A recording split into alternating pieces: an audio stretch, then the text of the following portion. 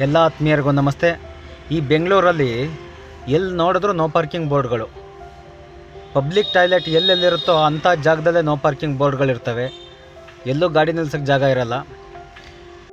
ಅದರಲ್ಲಾಗಿ ಈ ಕಂಠೀರವ ಕ್ರೀಡಾಂಗಣದ ಹತ್ರ ಒಂದು 4 ಗಾಡಿಗಳು ನಿಲ್ಸೋಕ್ಕೆ ಜಾಗ ಇದೆ.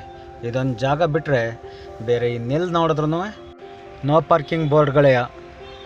ಒಂದೆರಡು ಗಾಡಿ ನಿಲ್ಲಿಸೋವಷ್ಟು ಜಾಗ ಇರಲ್ಲ. ಎಲ್ಲ ಕಡೆ ನೋ ಪಾರ್ಕಿಂಗ್ ಬೋರ್ಡ್ ಹಾಕಿರ್ತಾರೆ.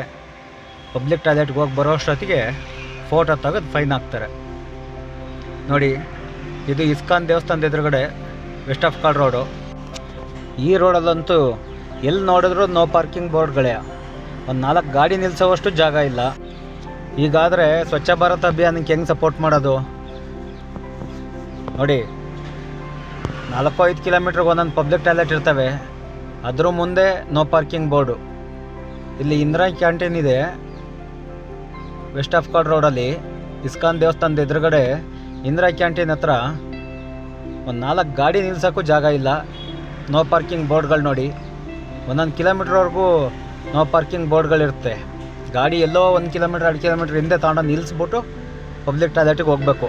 ಆ ಥರ ಇದೆ ವ್ಯವಸ್ಥೆ ಇಲ್ಲಿ ನೋಡಿ. ನಮ್ಮ ಚಾಲಕ ಮಿತ್ರರು ಒಂದೊಂದು ಗಂಟೆಯಿಂದ ಟ್ರಾಫಿಕಲ್ಲಿ ಒದ್ದಾಡಿ ಇಲ್ಲಿ ಪಬ್ಲಿಕ್ ಟಾಯ್ಲೆಟ್ ಸಿಕ್ತು ಅಂತ ಗಾಡಿ ನಿಲ್ಲಿಸ್ಬಿಟ್ಟು 5 ನಿಮಿಷ ಹೋಗಿ ಬರೋ ಅಷ್ಟೊತ್ತಿಗೆ ಪೊಲೀಸ್ ಫೋಟೋ ತೆಗೆದು ಫೈನ್ ಹಾಕಿರ್ತಾರೆ. ಈ ಥರ ಈಗೆಲ್ಲ 100 ರೂಪಾಯಿ ಇಲ್ಲ 500 ರೂಪಾಯಿ ಫೈನು ನೋಡಿ. ಸ್ವಚ್ಛ ಭಾರತ ಅಭಿಯಾನಕ್ಕೆ ಸಪೋರ್ಟ್ ಮಾಡಬೇಕು ಅಂತ ಹೋದರೆ 500 ರೂಪಾಯಿ ದಂಡ ಕಟ್ಟಬೇಕಾಗತ್ತೆ. ಹೆಂಗಿದೆ ವ್ಯವಸ್ಥೆ ಅಂತ. ಬೆಂಗಳೂರಲ್ಲಿ ಎಲ್ಲೇ ಹುಡುಕಿ ಎಲ್ಲೆಲ್ಲಿ ಪಬ್ಲಿಕ್ ಟಾಯ್ಲೆಟ್ ಇರುತ್ತೋ ಅಲ್ಲೆಲ್ಲ ನೋ ಪಾರ್ಕಿಂಗ್ ಬೋರ್ಡೇ. ಇದು ನೋಡಿ, ರೇಸ್ ಕೋರ್ಸ್ ರೋಡಲ್ಲಿರೋದು ನೋ ಪಾರ್ಕಿಂಗ್ ಬೋರ್ಡ್ ಇದ್ರೂ ಆಪೋಸಿಟ್ ರೋಡಲ್ಲಿ ಎಲ್ಲಾದರೂ ಒಂದು ಕಡೆ ನಿಲ್ಲಿಸ್ಬೋದು. ಒಂದು ಸೈಡ್ ಪಾರ್ಕಿಂಗ್ ಕೊಡ್ತಾರೆ. ಇದ್ದುದರಲ್ಲಿ ಪರವಾಗಿಲ್ಲ. ಆದರೆ ಇಲ್ಲೆಲ್ಲೂ ನಿಲ್ಸೋಕ್ಕಾಗಲ್ಲ. ಇಲ್ಲೆಲ್ಲ ನೋ ಪಾರ್ಕಿಂಗ್ ಬೋರ್ಡೇ.